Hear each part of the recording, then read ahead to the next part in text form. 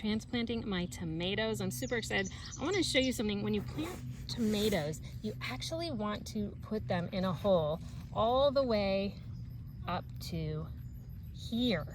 So you can plant this whole thing down into your hole nice and deep, because that's where all of the roots are going to start growing out of. So tomatoes are one plant you can plant super deep. So I'm going to show you what that looks like. So there you can see I've got it down pretty deep there, and then I'm going to backfill that back in, and you can really make sure that it is pretty high. It could have even gone a little deeper.